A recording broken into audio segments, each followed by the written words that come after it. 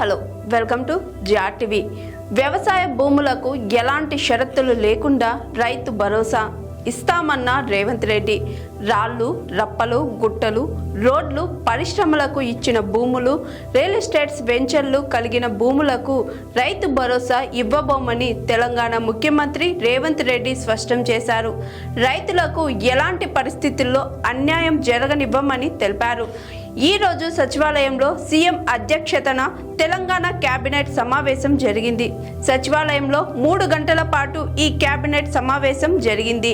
అనంతరం నిర్వహించిన పత్రికా సమావేశంలో రైతు భరోసాపై సీఎం రేవంత్ రెడ్డి కీలక ప్రకటన చేశారు. స్పష్టంగా చెబుతున్నామని, వ్యవసాయ యోగ్యత లేని భూములకు మాత్రం రైతు భరోసా వర్తించదని అన్నారు. వ్యవసాయ భూములకు మాత్రం ఎలాంటి షరతులు లేకుండా రైతు భరోసా ఇవ్వనున్నట్లు చెప్పారు. భూమి లేకుంటే ఇందిరమ్మ ఆత్మీయ భరోసా, రైతు భరోసా కింద సంవత్సరానికి ఎకరాకు 12,000 ఇస్తామని అన్నారు. వ్యవసాయ యోగ్యం కలిగిన భూములన్నిటికీ రైతు భరోసా కింద నిధులు ఇస్తామని స్పష్టం చేశారు. భూములు లేని వ్యవసాయ కుటుంబాలకు ఏడాదికి 12,000 సాయం అందిస్తామని అన్నారు. భూమి లేని రైతు కుటుంబాలకు ఇందిరమ్మ ఆత్మీయ భరోసా కింద 12,000 ఇవ్వాలని కేబినెట్ నిర్ణయించిందని తెలిపారు. గతంలో పరిశ్రమలకు భూములు ఇచ్చి ధరణి లోపాల కారణంగా రైతు బంధు తీసుకున్న సందర్భాలు ఉన్నాయని, కానీ వారే ముందుకు వచ్చి వివరాలు చెప్పాలని అన్నారు. కొన్నాళ్ళుగా రేషన్ కార్డు సమస్యగా మారిందని అన్నారు. రేషన్ కార్డులు లేని వారి కొత్త రేషన్ కార్డులు ఇవ్వాలని కేబినెట్ నిర్ణయించినట్లు తెలిపారు. ఈ కేబినెట్ సమావేశం ప్రధానంగా 3 అంశాలపై చర్చించిందని, వాటికి సానుకూలంగా నిర్ణయం తీసుకుంటున్నామని తెలిపారు. ఈ 3 అంశాలను ప్రజలకు చేరవేయాలని అన్నారు. జనవరి 26 నుంచి అన్ని పథకాలను అమలు చేస్తామని హామీ ఇచ్చారు. కొత్త సంవత్సరంలో ఇదే మొదటి మీడియా సమావేశం. 2025 కొత్త సంవత్సరంలో ఇదే మొదటి పత్రికా సమావేశమని రేవంత్ రెడ్డి తన మీడియా సమావేశం ఆరంభంలో అన్నారు. అందరికీ కొత్త సంవత్సర శుభాకాంక్షలు తెలిపారు. రైతులకు కొత్త ఏడాదిలో మంచి జరగాలని కోరుకుంటున్నామని, వారిని ఆదుకోవాలని నిర్ణయించుకున్నామని అన్నారు. వ్యవసాయం దండగ కాదని, పండగ చెయ్యాలని తమ ప్రభుత్వం పని చేస్తుందని అన్నారు.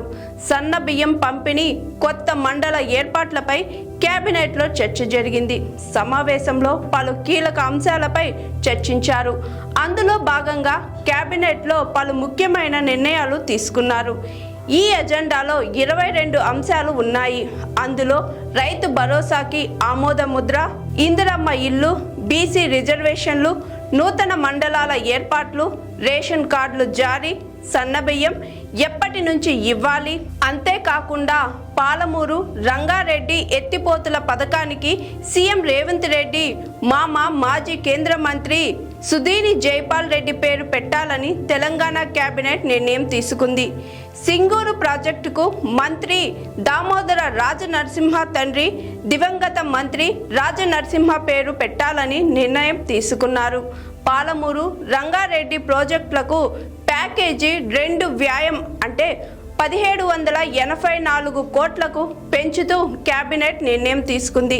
పాలమూరు రంగారెడ్డిలో భాగంగా ఎదుల దిండికి 1800 కోట్లు అంచనా వ్యయానికి కేబినెట్ ఆమోదం తెలిపింది.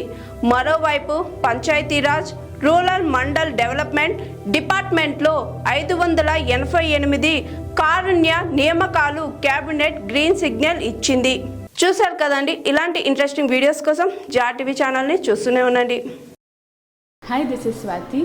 లైక్ చేయండి, షేర్ చేయండి, కమెంట్ చేయండి అండ్ సబ్స్క్రైబ్ చేయండి GRTV. Hi, this is Monica. Please like, share and subscribe GRTV.